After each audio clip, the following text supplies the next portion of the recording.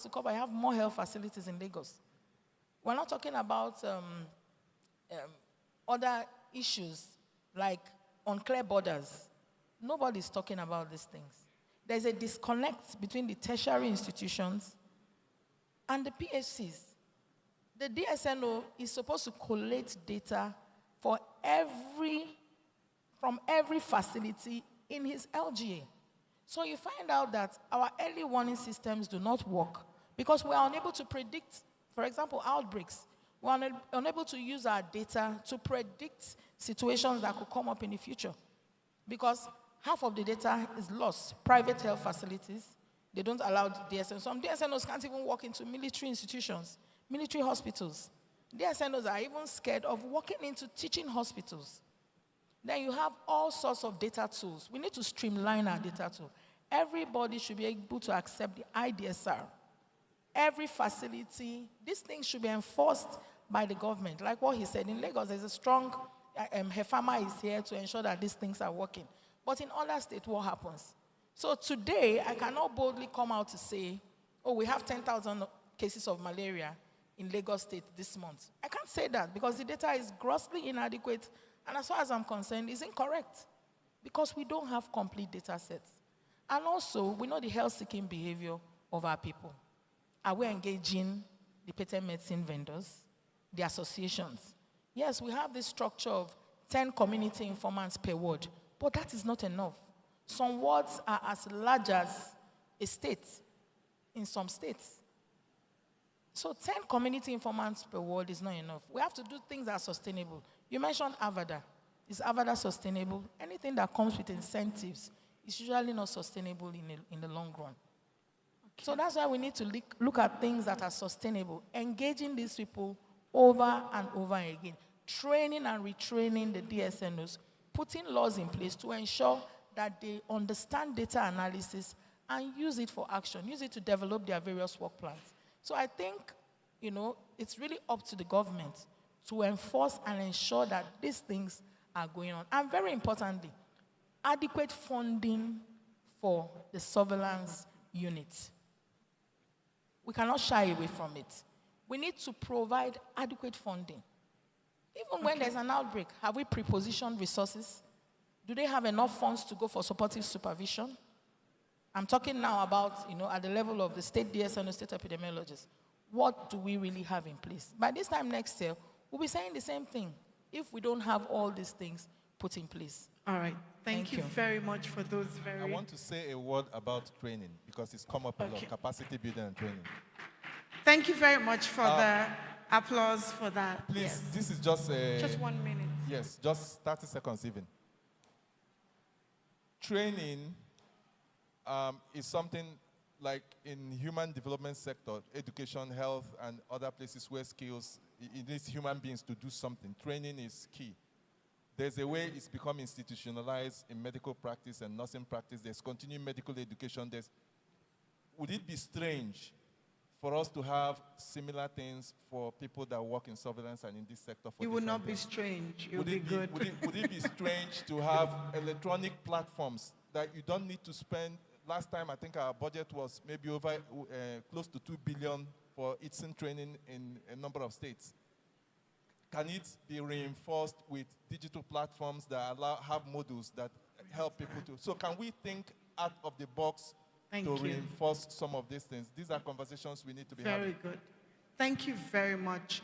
Thank you so much, panelists, for addressing. I know we don't have enough time, and I know you have quite a number of burning responses, as well as the audience. I'm sure that you have some questions, but I'm sure our panelists will still be around. And we also have some experts in the room who may have some answers to your questions. Don't put it to yourself. Please share the questions and we'll be happy to address them. I will give our panel 30 seconds. Final thoughts on cross-cutting issues. 30 seconds, and I'll start with Dr. Mutare, and we'll go around and we will end with, okay. 30 seconds, I'm timing you. Okay. Final thoughts.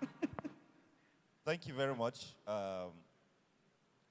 My final thought is, number one, I don't believe my colleague that says surveillance is not working. just need to strengthen and improve on it. So surveillance is working. Surveillance We is need to strengthen it. Because Thank you, sir. Yes, so Thank you very that is much. number one. Number two, I want to agree with my friend here from WHO that what we need is investment in surveillance, particularly at subnational level. Excellent. We have these people that can work. Go to state in a response. You will see how DSNOs are working. I mean, we did great in COVID. You know, state episode is the investment. Thank you, sir. You know, the Let's state get the last that will- thoughts that will from be able to others. I Thank think you. Let me stop here. Thank you Okay. very much, Dr. Thank Mutare. you. So thank you very much, MEC. So my last thoughts on this is that I agree with my colleagues here that surveillance is working. We just need to strengthen it.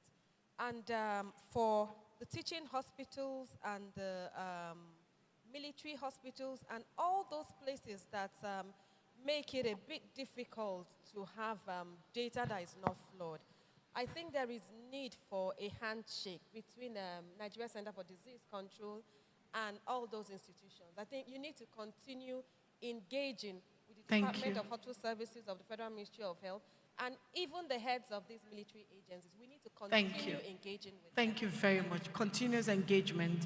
Dr. Jerry, 30 seconds. Yeah, for me, I think we need to change strategy. For instance, at tertiary hospitals, we don't have any business still doing syndromic surveillance there. We don't need to send people there. We can pull that data from our office if we set standards for electronic medical records. Standards for electronic medical records. Mr. Yanan. The NCDC has created a subnational support department. So that department will be engaging closely with the states, the LGAs going forward. Thank you. Thank you very much, sir. And we'll hear from, yes, from World Bank. Okay. No, you can go ahead, then he will wrap up. Yes. So for me, I would say it's never too much to keep investing in our health workers. Training and retraining is not, it's never too much. So I would say we invest in health workers and ensure that we have adequate awareness across everybody, not only health workers, so that we can ensure that we have a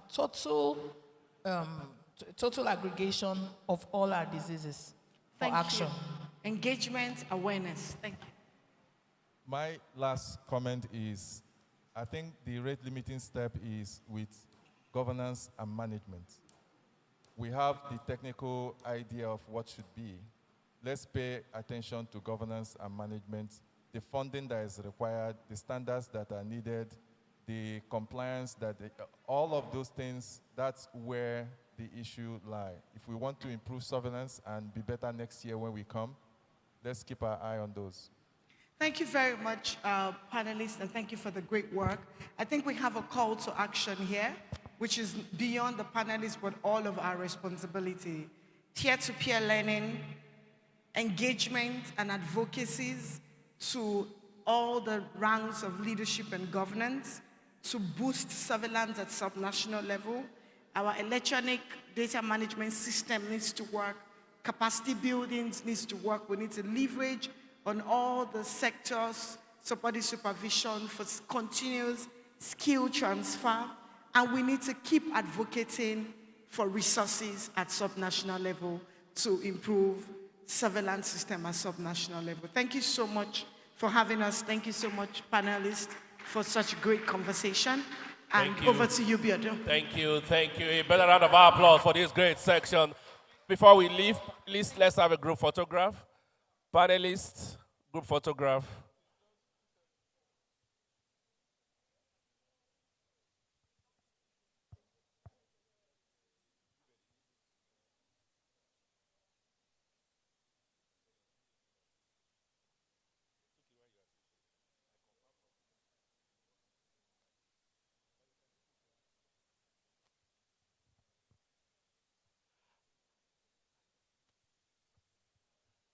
Okay, so while that is going on, can I kindly request, I'm aware that we still have questions in the room for this section.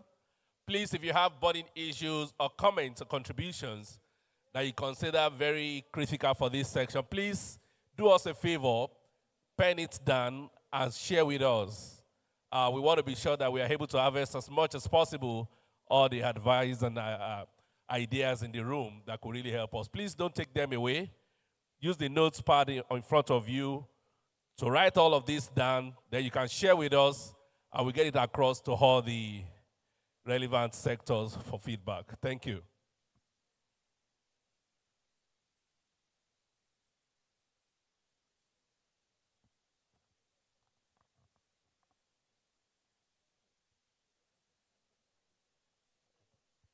All right, thank you very much. Please, tea is served. You have your tickets. Please, can I announce this before we go? We have observed that people spend extra time at the lobbies. That's not the reason why we are here, please. There's time for all of these during lunch and other times. Please, we break now and we reconvene in this room by 12:30. And by 12:30, please, we want everybody back in the room. We will put the state tags on the tables back so that we can know the state that are not in the room when we start. That's part of our M&E. Thank you very much. So for the directors, they know where they're going to have their sections. I think it still remains the same. The directors and partners, you know where you have your tea and the other things. Thank you very much, everyone. See us by 12:30.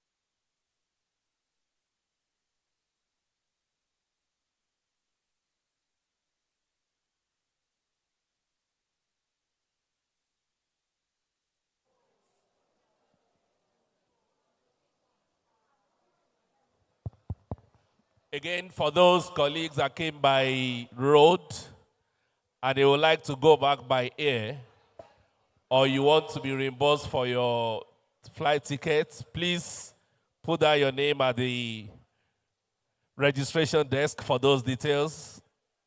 Kindly inform colleagues that came by road and want to go back by flight. Please put down your details at the at the registration desk. Thank you very much, everyone.